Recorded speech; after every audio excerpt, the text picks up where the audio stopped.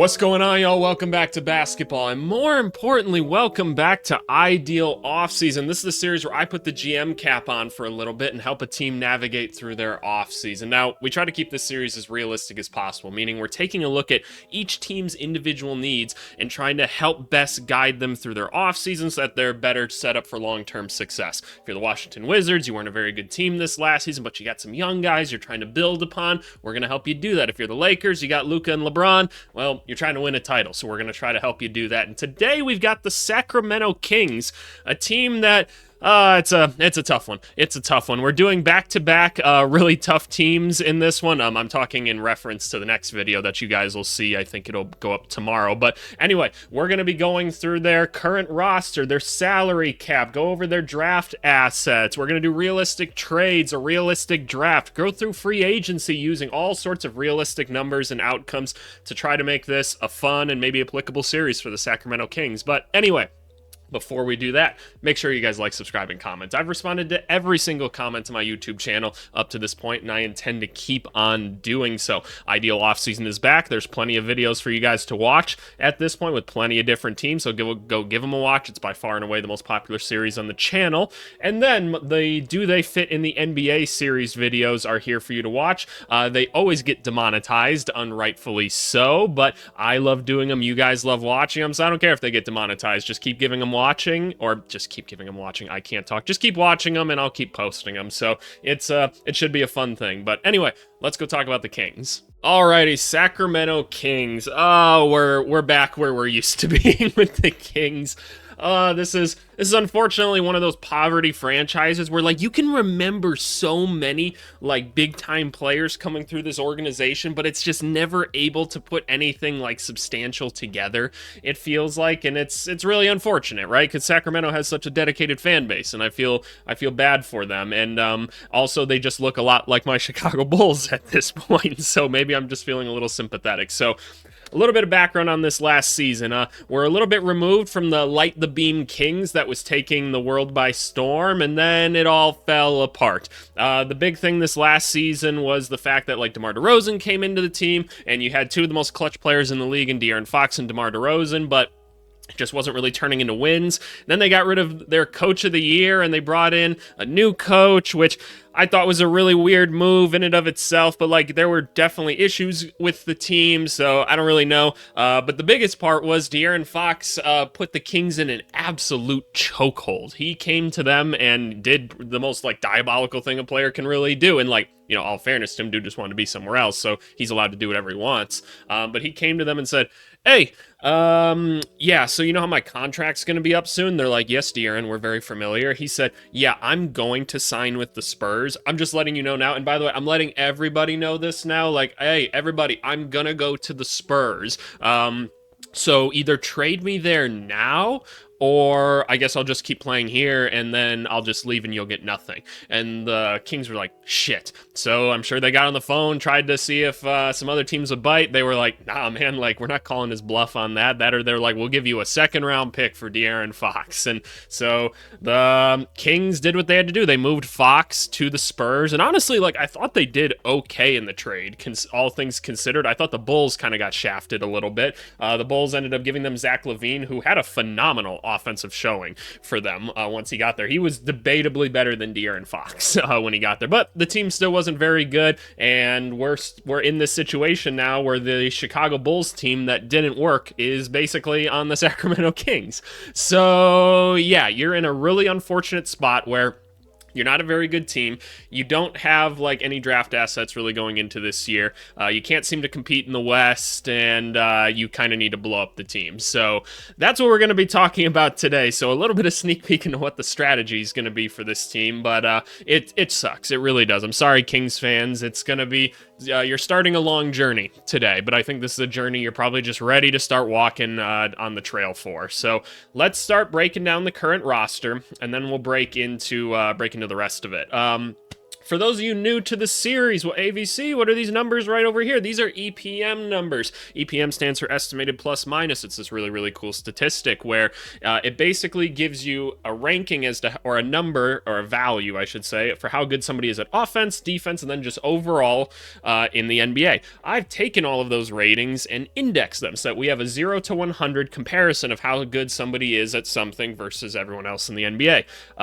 Little note as always, statistics are never perfect. They are never perfect, but this statistic's one of the best that we have in basketball. It's very all-encompassing, it's very individualized, it's very good, but there's always context missing. It's important to be able to read into context to explain numbers that you're seeing, because numbers can never capture anything. But now that we've got that out of the way, let's talk about who's on the team. Zach LaVine's here, and he's making a lot of money. Offensively, not many people better in the NBA than Zach LaVine. I'd say he's one of the few, like, truly unguardable people in the NBA because of the elite quickness, the finishing, the shooting, just everything. Like, there's nothing you can really do to stop this guy from getting where he wants to go in the court and getting a bucket. Defensively, ooh, he was bad last season. And look, he was on the Bulls for most of the season, and everyone on the Bulls was bad at defense last year. Ironically, Josh Giddey was one of the few that was really putting up some solid defensive numbers by the end of the season, but I've always thought Giddey was a solid team defender. But LaVine, not so great defensively, well, pretty bad, 7th percentile overall on there, which is not good. But we've seen Zach LaVine have, like, solid defensive seasons. It's just... he's really not putting effort into that side of the court at this point. So brings him only into like a 75th percentile overall. Going to be a hard contract to move in this video, but we'll explore it anyway. Domantas Sabonis, one of the most underrated players in the NBA. 93rd percentile offensively, 77th percentile defensively, 93rd percentile overall. 2 years in a row he's been snubbed from All-Star games and probably should be like an All-NBA talent, but he plays for the Kings, and people forget about him, unfortunately. But I think Domantas Sabonis is awesome. It's just unfortunate that we're not really getting to capitalize on him while he's in his prime. DeMar DeRozan, still great offensively, defensively. Yeah, same thing, just kind of not there at this point. But man, can the dude still get some buckets? And he's on a pretty reasonable contract, considering all things at this point in the NBA. His game is pretty ageless, so like offensively, dude's still going to be able to get you some buckets. We can dump DeMar to somebody. Malik Monk. You're going to notice a pattern here. Very, very good offensive player, 6th man of the year type guy. Always had to play a lot of point guard because of the way the roster was constructed this season. Not that great defensively, not as bad as the other two, but not that great. Definitely valuable offensive player on a steal of a contract. He'll be worth something to somebody. Keegan Murray's got a team option. I'm going to accept it for his last season. A big part of this video is going to be we need to get Keegan Murray more opportunities, because what a weird career he's had. He came in as like this offensive firepower that wasn't very good defensively, and we were kind of like, okay, yeah, let's work on the defense. And then all of a sudden he became like a much better defender. 3rd year he became like an elite defender, but like the offense just isn't working. And I think it's in large part just to the type of team that he has around him. There's a lot of ball dominant guys. The Kings didn't really do their Sacramento Kings kind of Sabonis hub offense quite as much as they used to. And so I think he's kind of suffering due to that more than anything. And that's why I say the context is important with numbers. It's not like Keegan Murray is a 57th percentile offensively because that's how good he is. I think he's much better, and I actually think he's got a pretty high ceiling, in all honesty. So I want to get him more playing time. I want to get him more touches. That's going to be a big part of this video and this kind of teardown. Jonas Valanciunas. The Kings tried to win games last year, so they went and traded for Valanciunas, who is pretty much a non-factor defensively at this point, but offensively, man, he's just so strong. He backs everyone down and gets buckets, so he's here. Somebody could be interested in him. Devin Carter, our rookie. Didn't get to play much of last season, and look, it wasn't a very good draft class. We didn't have high expectations coming in. What did we expect? Good defensive backup point guard that wouldn't turn the ball over too much, and he basically got that. Offensively, he was rough, but he's a rookie. What are you going to do? Terrence Davis, non-guaranteed deal here. You'll see he has no actual stats here, and that's because he doesn't qualify. He didn't play enough minutes to meet my threshold or anything to actually get ranked. So, yeah, we're not bringing back Terrence Davis. He's off the roster.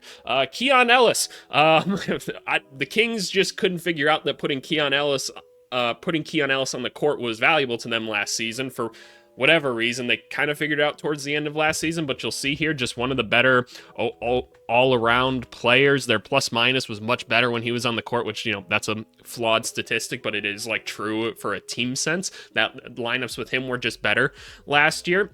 awesome defensive player, can shoot the basketball. Not many players on this team were good at shooting the basketball, so it was nice to have. And then Isaac Jones here, kind of a nothing asset here. They both have team options. Cool. Why not? Yeah, well, we're definitely accepting Keon Ellis as Isaac Jones. Sure, why the hell not? We're trying to not be a great team this next year. Anyway, moving on to the cap situation here.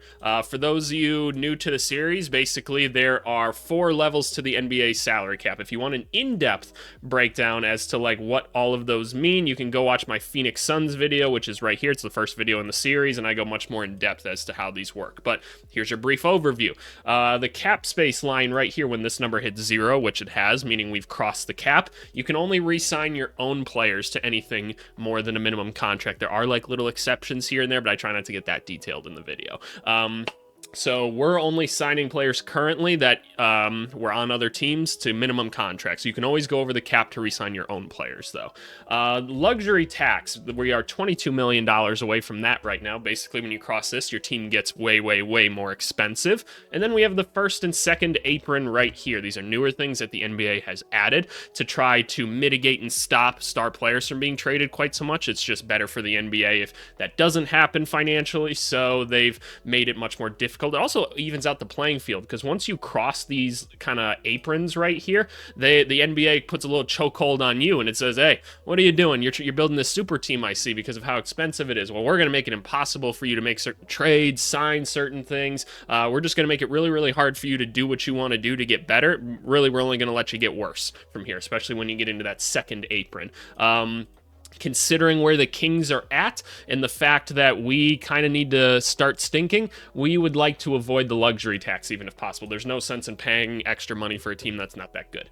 And then draft pick wise, honestly, like pretty good after this season. We've got like all of our picks moving forward, which is good considering we're about to start entering a rebuild with this team. At least that's what I'm going to be talking about in this video. We are very low on current picks for a very loaded draft class, so I don't love that. That's not a great way to start things out. I mean, we're not in a rebuild yet. We're kind of in a teardown phase more so, but it's definitely going to be a goal of this video to try to acquire some draft picks. So let's talk about goals.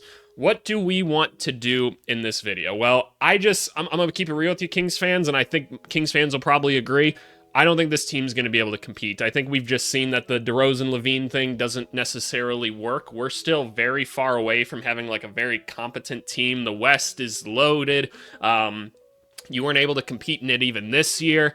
I don't know. It feels like you're one injury away from being like at the absolute bottom of the West, because a lot of the Western teams that were below you are probably even going to be better. So this feels like an appropriate time to probably start blowing things up. Again, I want to emphasize you're not in a rebuild per se yet. You're in the teardown phase. It's completely different. You're going to spend the next probably year and a half trying to just dismantle this roster and acquire assets. We are going to want to try to add young people that we think could maybe turn into something along the way. We want to prioritize getting some of our younger guys on the court, such as Keegan Murray. That's going to be a big one. We want to add more draft picks. Just do what we can. We're not going to be able to sell everybody. Like, I'm not selling Levine, Sabonis, DeRozan, Monk, and like Valanciunas.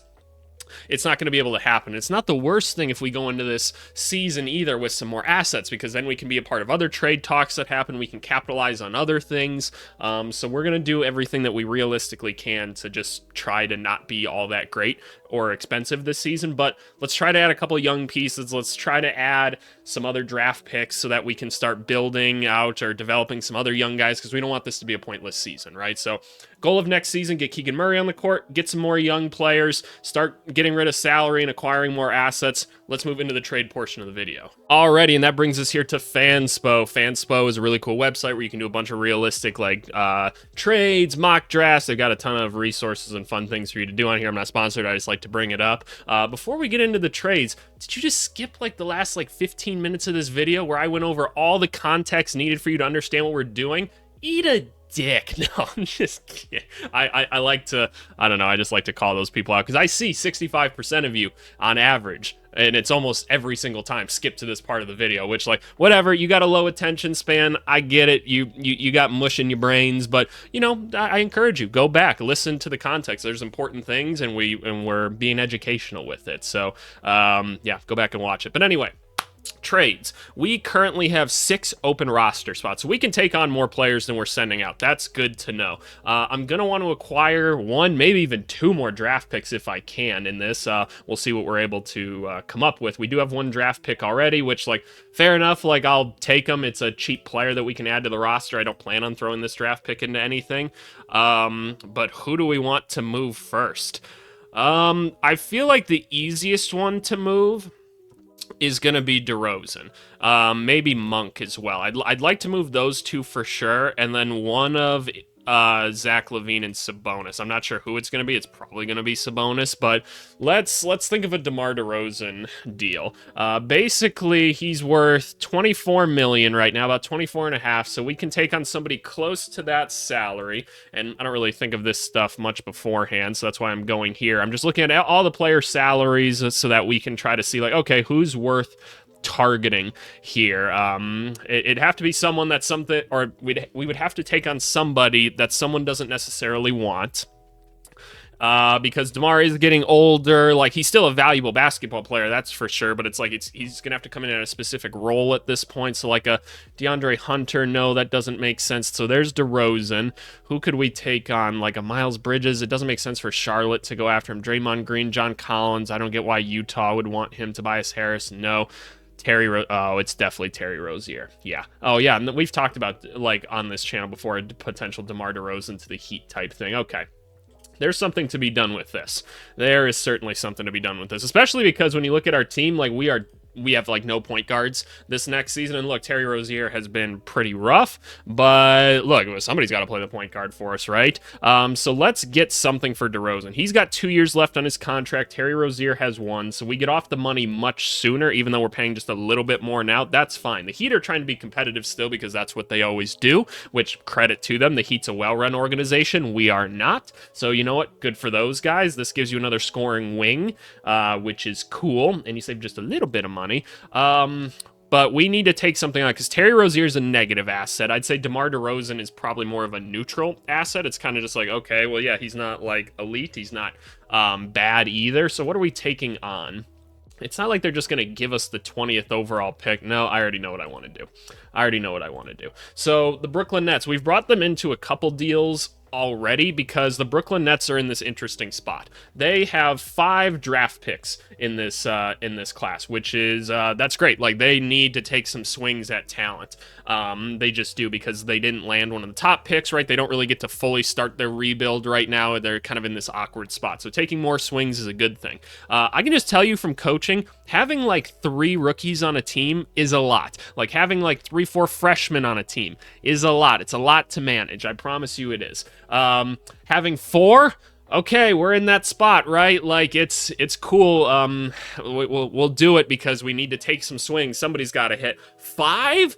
I don't need 5, man. That's too many. That is too much on my roster to handle. That's not good for anybody. So the Nets are willing to package their stuff together, almost certainly. This, like, 26, 27, 36, like, they can afford to lose one of these to move up to another spot in the draft. And so here's kind of what I'm thinking. So they have the 20th pick. We don't need to give up a pick in this. So I think the Heat more so in this deal, they're sending the 20th pick over to the Nets. We are going to inherit the 27th pick right here. Is that what's going to happen here? Is this what's going to happen? Wait, I need to think this through for just a second. I thought I had the right idea. Let me think this through. So we would get the 27th pick. We just get a first round pick for this. Yeah, let's send this here. Or more so, I wonder the Heat maybe don't move back that far, because what I'm thinking is the Heat get one of the other picks, because the Nets are packaging 2 picks together to move up in the draft to get this 20th draft spot. Maybe what we say is Miami moves back here, because what are they giving up? No, Miami's giving up the most negative thing in Terry Rozier in this, so I feel like we should get the 27th pick. Miami acquires like the 36th pick. That goes over to the Heat. Is that fair? Maybe we should take that on. I'm trying to think, because DeMar DeRozan's not like that crazy valuable, right? I think that's probably fair. Okay, so we'll send the 27th pick over to the Heat, so they have a late first round pick now. They moved back a little bit and got DeRozan, got off Terry Rozier. That is a great deal for them.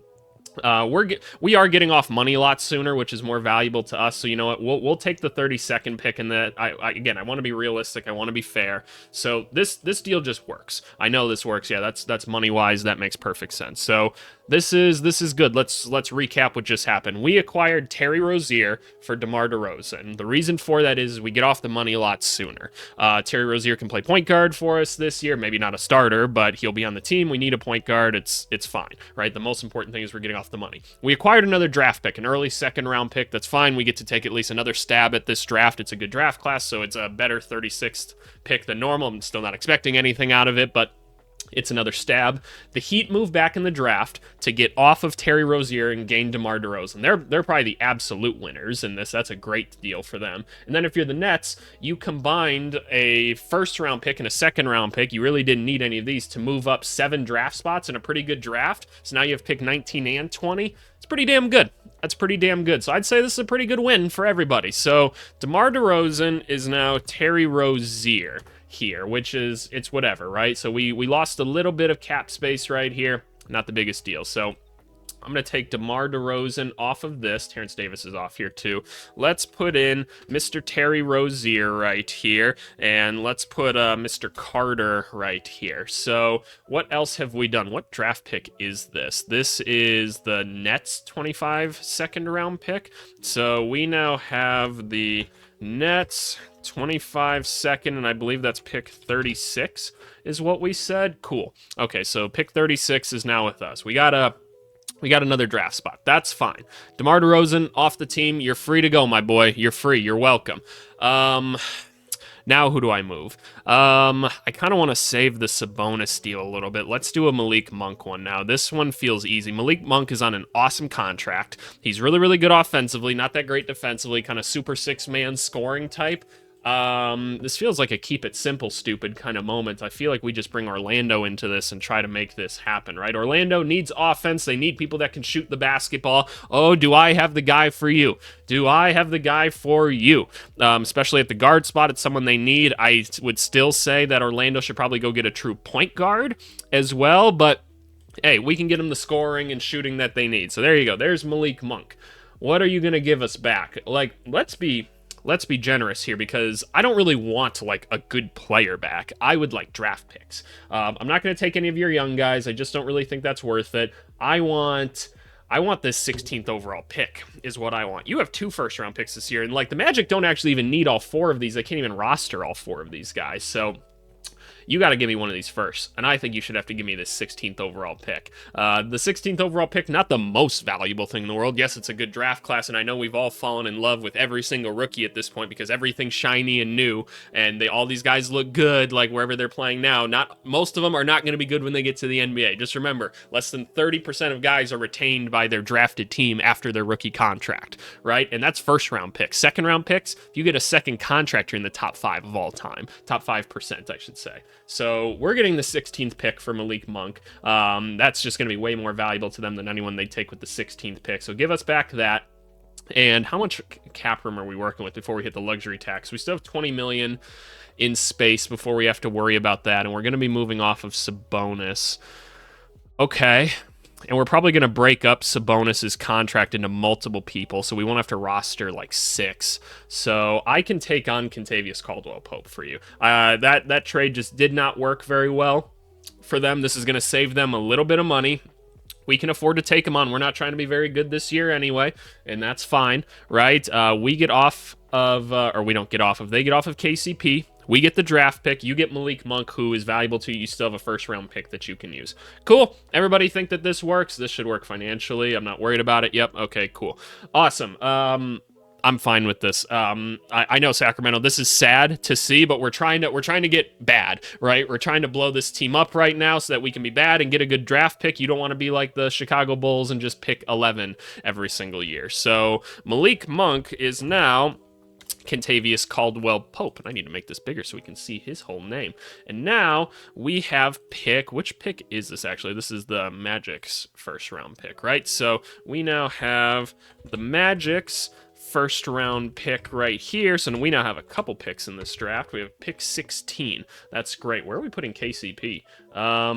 let's just put Zach LaVine here, because why not? The depth chart doesn't actually matter that much. This is just more so for me to kind of see what we're working with right now, so I don't want to see any comments like, if Zach LaVine would not start at the 3, you moron. Oh, you're getting hidden so fast if that happens. I swear to God, I'll hide you. The channel's growing really fast right now.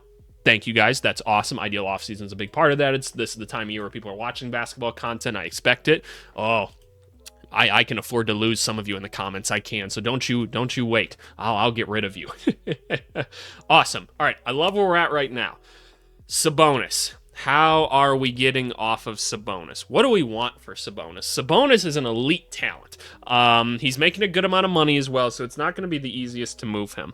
What teams could we even realistically trade him to? It's not going to be the Celtics. It's not going to be the Knicks. It's not going to be the Cavs. Not going to be the Pacers.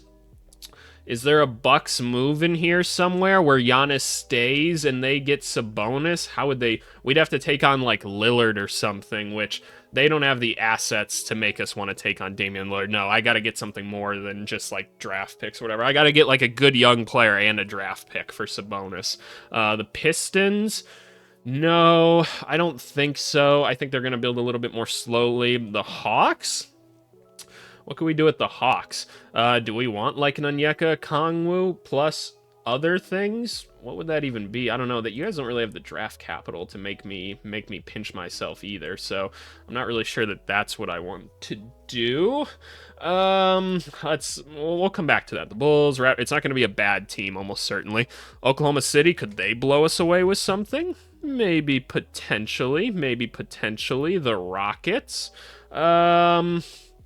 That'd be kind of interesting, actually. I don't think so, though. The Lakers would love to, but they don't have the stuff for us. The Nuggets, no. Clippers, no. Timberwolves, as cool as that would be, no. Warriors, by the way, at the time of recording this, it's the 27th. I'm pre-recording a lot of stuff because I have to do a lot of little intermediate travel things this week in preparation for the draft. Like I was just away this whole weekend. I only had to drive, thankfully, to go to this thing, but pre-recording a lot of stuff, so I don't know where the Timberwolves series is at right now. Golden State and Memphis. Those feel like two more likely outcomes to this. Can we investigate? Let's investigate a Golden State trade right here because they have Kuminga. And look, they're getting rid of Kuminga this offseason. It's almost certain. We've talked about it plenty of times in this series, and we've traded Kuminga quite a few times in this series, but here's why he moves, right? The Warriors are going to play their system of basketball, right? They're going to do it. There's nothing you can do to stop them, right? It's just what they want to do. They don't conform to their roster. They just don't. So a lot of these young guys trying to figure it out that don't fit in their system. Really, Jordan Poole was the only one that fit in it, and that's why he worked. And now Quentin Post actually does pretty well. But everyone else, like the Moses Moody's, the Pods even, and like Kuminga, they just don't fit. They don't fit, and shame on the Warriors for not being able to adjust at least a little bit. I get they've won many championships with it, but I think you have to make adjustments. Sabonis, I think, would be elite in this offense. I really do. Hub Sabonis would be awesome. They've been looking for the big man, the rebounder. While he's not an elite rim presence, like he's still a good defensive player overall. So they've got some young guys they can give me. They've got some draft picks they can throw my way as well. So let's work on this. This is going to be difficult. By the way, let me make sure my cap holds are good. That's one thing we didn't do is we didn't address what free agents do we want to bring back. So let's take a quick look at that before we go into it. Trey Lyles, I'm kind of like meh on. Jake LaRavia, yeah, we definitely want to bring him back in some capacity, so let's make sure we keep him around. Trey Lyles, I just don't need him at this point. Doug McDermott, no. Jay Crowder, no. We're just keeping Isaac Jones and Keon Ellis, because why the hell not? No, I'm not really worried about like Markelle Fultz and those people. So with that being said, I can like renounce Trey Lyles, I can renounce Doug McDermott and all of these other cap holds just because I don't need these guys weighing down my salary cap in any way. So let's get rid of those boys right here. Now we go over here to Jonathan Kuminga. We're going to give him a contract. Why are we giving Jonathan Kuminga a contract? Because look, we're not trying to be good anyway. Jonathan Kuminga does have interesting upside. We saw it in the playoffs when Steph Curry went down and there's no system left to run. He can just go do things. He doesn't really play team-winning basketball by any means, but hey, let's just put him in a place where he can be free. We're not going to be good this next year anyway. He's going to be able to get some touches, so shit, let's give it a shot, man. We'll give you an opportunity. So let's how much money do we want to give him? We'll say we'll give him the 27 million, right? Because that's probably how much we need to do to make the trade actually work, right? So because I'm trying to think, when you sign and trade someone, basically what happens is, let's just say for the sake of it, and then I'll explain it. 1 2 3 1 2 3. Let's say 27 million. I don't think he's earned the like 30 million, but we're gonna say in order to convince him to come to Sacramento, we're gonna need to give him 27, right? So he gets that much money. When we trade Jonathan Kuminga over to us, basically, like, for matching salary purposes, I should have mentioned this more in other videos, but the Jonathan Kuminga 27 million is only half of that, actually, and that's just to combat like certain amounts of salaries going back and forth. So really, for the trade sense, it's half of 27 million a year. So he's going to come over here. Sabonis is going to go over to the Warriors. Why do the Warriors want Sabonis? We already talked about it. This is an elite 4 right here. That is an elite 4. What are we taking back? We need to make money work. In order to do that, we need to take Moses Moody on. That's 11.5. We need to take Buddy Hield on. That gets us to 20. Take Jonathan Kuminga then. That's like 29-ish, right? Right? Does this trade work? I'm doing the math in my head. It's super close. No, it doesn't. Okay. Oh, we're 519K off. Okay, I was right. We are really close. Shout out AVC's mental math. Okay. What did that number come out to? Yeah, okay, 29 million. Okay. So we just need to take one more thing back, which, fine. We'll take, do we want Guy Santos or do we want Trace Jackson Davis? We're giving up we don't have as many centers, so give us Trace Jackson Davis. I'd rather have him. They can keep Quentin Post and they can keep Sabonis. You got 2 solid big men for this next year. This trade works. Now, is that enough?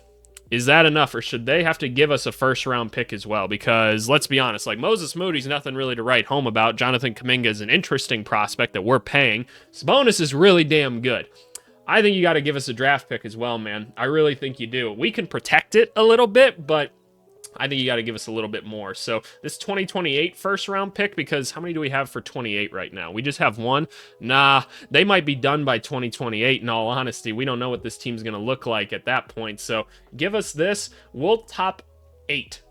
No, we're going to top 5 protect that. Fuck you. We're top 5. We want that top 5 2028 protected pick back. And I think that's more than fair. I really do. Something to consider now. Do we throw in like a second-round pick for them this year? Because they might be saying, look, it is going to be so hard for us to roster like anything else. So, like, can we have a second-round pick? Your second-round pick? Do you really need like another one? You just brought in a bunch of young guys. That's probably fine. You can have the 42nd pick going back to them. That way they can get a cheap young guy to throw on the roster. Maybe they can pick Kobe Brea because he's picked in like all of our ideal offseason videos. I think that that's fine. I think that this right here is how this ends up looking. What the hell is happening to my screen? There we go. Cool. I think that that's probably fair. I think that this, and by the way, these are separate deals. These 3 teams are a deal for those of you that are skipping around like fucking morons. And then the Kings Magic deal is a separate one. Warriors Kings is a separate one. So this is just how Fanspo makes you kind of draw it out. So this right here, I think is, I think this is okay. I think this is okay for us. So Sabonis is off the team. We now have, and I should probably put Mr. Kuminga right here. He's going to get 27, $1 million for 4 years. He's a rich man now. Honestly, I'm going to move Zach LaVine back to here just for the time being. Malik Monk actually isn't even on the team anymore, and we're just going to take Keon here. Kentavious can be there. Like, all 3 of these guys would probably play actual rotation minutes. Let's just put Kuminga here because why the hell not? Let's throw both these guys on the court and see what happens. We no longer have Domantas Sabonis, and we don't have this pick. We now have the Warriors 2028 first-round pick. It is top 5 protected. Maybe it can be unprotected, but you know what? That's what we decide to do in this one. And now we also have Moses Moody on the team. We now have Buddy Hield back here. We have all of the shooting guards, which I don't care about right now. And then we have Mr. Trace Jackson Davis. Cool, cool, cool, cool. Let's move Jonas up to the starting center. We'll have Trace be here. We can try to turn him into something, because why the hell not? I'm going to move Contavious Caldwell-Pope over here just for, again, roster purposes. Buddy Love can be right here, and Moses Moody, honestly, he can be the backup. I don't really care. You guys figure out the rotation. I don't give a shit. Okay. We did take on, like, more salary, but we have way less roster picks now. Roster spots now, which is a good thing overall. I'm looking at things right now, considering we want to bring Jake LaRavia back. We've got 2 picks here that are going to take up a decent amount of money. Do I really want to bring Isaac Jones back, or do I just decline the team option? We'll see. We'll see what we get in the draft, because we do have 2 draft picks that we want to use this year. We do have a first-round pick now, and we've technically moved up in the second round, which is great. We're just going for best available talent right now. That's kind of what we're going for in this class. I'm not going to move anybody else, because here's why, and I don't want to see any comments about this, right? So make sure you're paying attention. Guys like Valanciunas, not that hard to move. You know what you're getting for him, etc. I'd rather just hold on to him so that we have something to offer up to people during the season to trade as well. I don't think it's realistic to say we're going to completely get rid of everybody right now anyway. I think Zach LaVine's going to be really hard to trade overall, and I feel bad. Zach LaVine's just going to be stuck on bad team purgatory for forever, it seems like, throughout his career, and that's unfortunate.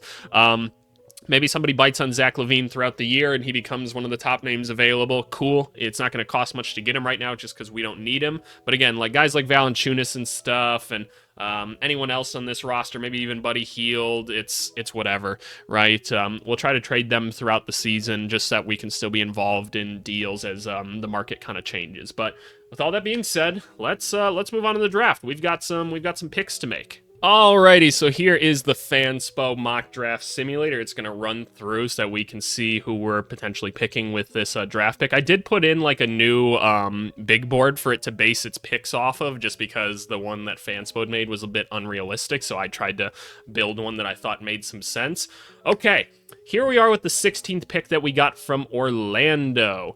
Very, very interesting who's all available right here. The first couple names here, Cedric Coward, really, really elite shooter. Maybe not as high of a ceiling as other people, but projects to be solid 3-and-D. Carter Bryant is here. Much higher upside, much more of a risk, though. Only scored 6 points a game in college, but looks like a really good kind of 3-and-D dude. He's an extreme athlete. Again, a lot of people are kind of coveting him as a lottery pick, so the fact that he fell to us is interesting. There's Yegor here, who's kind of the big point guard or the big ball handler of the class. Feels to me like a longer-term project overall. Will Riley, again, you're kind of looking at a lot of these different forward position people, which, look, we've got Kuminga and Murray. Those are the 2 main guys we're trying to develop right now. Keon's another guy we want to give some minutes to. I guess Trace Jackson Davis, Devin Carter, right? So we're really just going for, a swing more than anything. Like, you can go with Reynaud here. Like, Walter Clayton's here is interesting. I kind of want to just go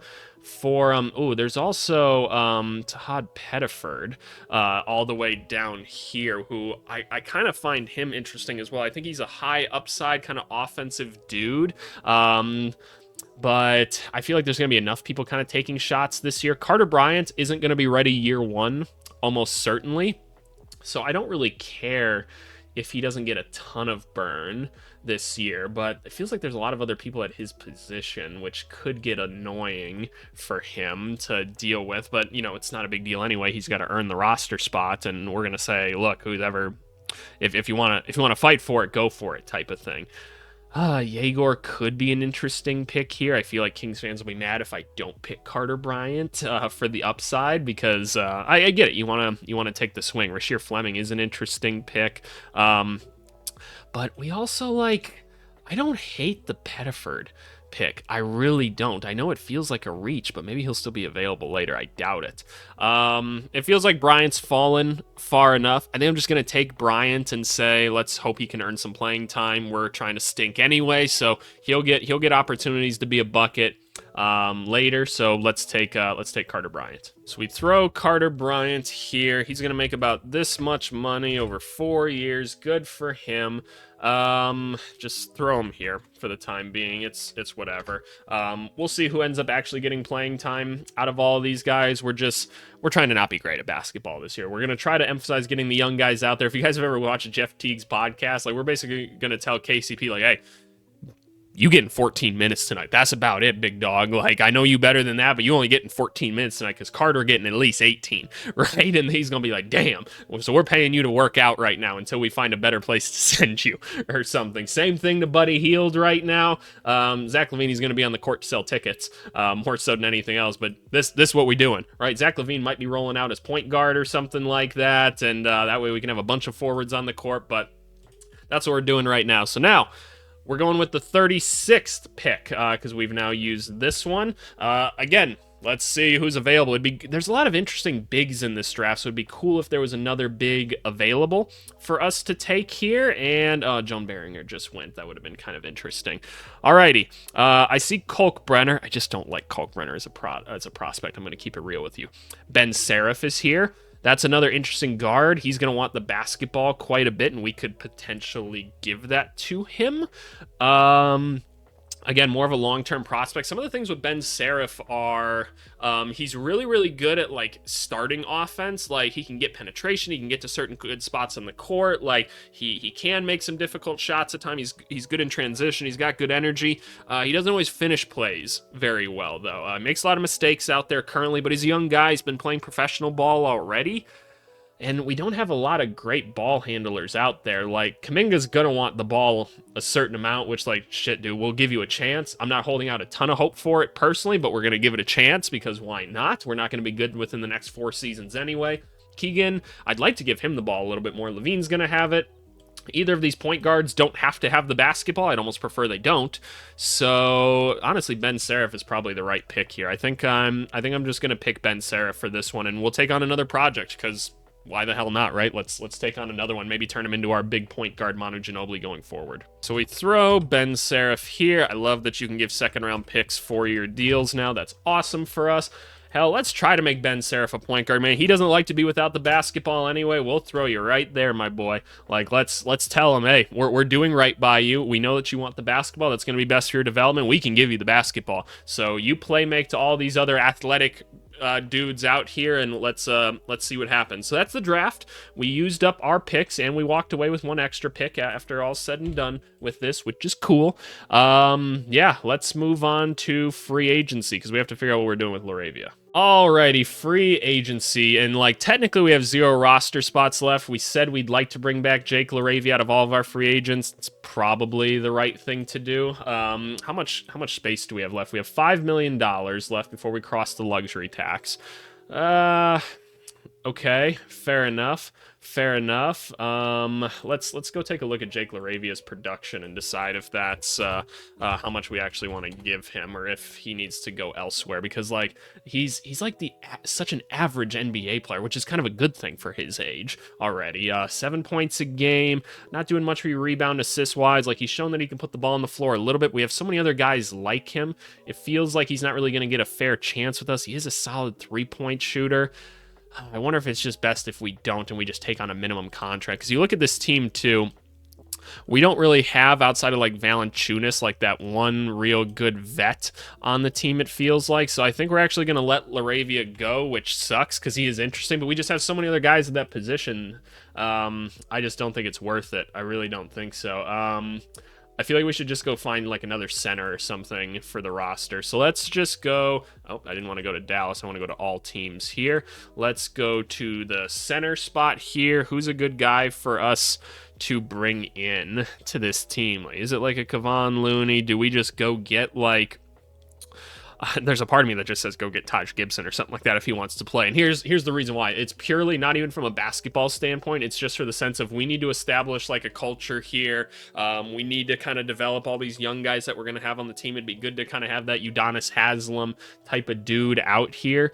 So that's not a bad one. DeAndre Jordan's another interesting one. I don't think he'd be on a bad team though. So maybe we just say we're giving it to like a Mason Plumlee or something like that. I don't know. This last roster spot doesn't really matter that much anyway. It really doesn't. But let's just say we're giving it to Mason Plumlee. We've given it to him a couple times on this series already. So Mason Plumlee, he's going to get the maximum for a minimum contract. I always love saying that kind of oxymoron type thing. It's a 1-year minimum. Throw him here. He's probably not going to get to play at all, but he gets one more payday. He gets to kind of be a coach. And this right here is your 2025-2026 Sacramento Kings. Let's recap, because that was disgusting. That was gross. I'm so sorry I had to take you through it, but I'm here to help you through the hard times. So, we unloaded a lot of talent that wasn't going to go anywhere anyway. And what did we acquire? We got some young guys. We got Kuminga and Moody. We're going to give them second life and try to give them a chance at new beginnings here. Our point guard position is pretty rough, but we're intending to not be very good this season. We're getting off money a lot sooner because of it. Guys like Terry Rozier are going to be off the books before you know it, and we're going to get a bunch of cap space back, which is great because we probably want to extend like a Keon Ellis and a Keegan Murray or something like that. We're gonna get the chance to experiment with a Carter Bryant and a Ben Seraph. We've acquired another first-round pick for the future to kind of help with our rebuild, and most importantly, going into the season, we still have some players on this team that are worth moving, right? Most likely Valanciunas, most likely Zach LaVine, right? It'd be probably good to move them, maybe a Buddy Hield, a KCP if somebody wants them. We're still going to get to be involved in a lot of trade talks and try to capitalize when the market dries up a little bit more. People are reaching stalls and conversations. We can kind of hop in and be like, look, we've got something for you, right? We're going to try to help facilitate some deals, especially since we're not in the luxury tax space yet. So we'll try to make some deals. Worst case scenario, though, we're just not very good. We have our own draft pick anyway, and we try to get a top-end talent. So that's the plan, y'all. I know it's not fun. This is the worst part of the process when you have to do the blow-up phase because you don't always have much to root for. I feel like I've given you at least a little bit here to be excited about, and Kuminga and these boys right here, but it's not fun. I'm going to say it. I really do think the Kings and the Chicago Bulls are in probably the two worst situations in the NBA just because they're constantly trying to play the middle, and I'm going to try to point them into going down so that they can go back up. And yeah, that's kind of what I'm thinking. I appreciate you guys as always. Leave me some comments that I can see what kind of ideas you guys have. As always, be mindful of the rules of the comments, but let's go to the comments of the video. All right, y'all. Comment of the video is coming from the We Just Hit 5,000 subscribers. Thank you, who is the AVC video. Again, thank you for the support. We've crossed the 5. We're apparently going to hit 6,000 before you know it. There's a lot of great comments on this video, but I'll highlight one in particular that I thought was cool. Quick plug again. Go watch the rest of the Ideal Offseason videos. Best series on my channel. I'm really the only guy on YouTube that I know of doing content like this, so go give it a watch and go support the Do They Fit in the NBA series videos. There was probably one that you guys saw yesterday, I think, at the time for when this video goes out, so go watch it. I think it's the Pettiford video. I have to remember, but those videos get demonetized, so if we keep showing them love, they'll keep coming out. The comment to the video, though, comes from Illmatic Flow 23. Said, I'm so glad I found this channel. Someone who talks at length about basketball nerd stuff, has decently produced videos, and is funny as hell. Huge Raptors fan, can't wait to see the vid. I think you would have seen it already. Want to see you collaborate with whoever Samson Folk is. You share the same opinions about Carter Bryant, who we talked about in this video, and a Senge. A lot of things here. First of all, just thank you. All of these comments are so nice, so thank you to all of you people who are leaving. I'm glad that you guys have found a place or you kind of see the channel for what I'm trying to build. I'm trying to build a place where it's not like the rest of the internet. We're actually talking about productive things and engaging in good conversations and just trying to learn more basketball. I love it. I love that you said decently produced videos because, yeah, I'm not very good at, like, making all of this happen. Like, I encourage you to go watch that video. I talk about specifically how I kind of do all of this stuff. Like, it's kind of just like a duct-taped YouTube channel, it feels like, in a lot of ways, and that's because I like the grind, so I'm glad that it comes off, and glad you think I'm funny, I guess. Thank you. I don't know how else to react to that, but seriously, like, I couldn't do this channel without you guys. It means a ton. I literally couldn't. As always, if you guys want access to the Ideal Offseason spreadsheet, actually, I don't think I plugged it at the beginning of this video. Oh, I'm gonna get so many comments for how I get it, and it's all my fault this time. If you want access to the spreadsheet, it's really easy. Go join the Discord here. It's free. Click the link in the description right here, and then go on to the announcements channel there, and there's a free free link to download the spreadsheet. You can mess around with it, post what you make on there. It's a ton of fun. Everyone else is doing it. But seriously, I appreciate you guys as always, and I hope you guys have a wonderful weekend. Thanks so much. Bye.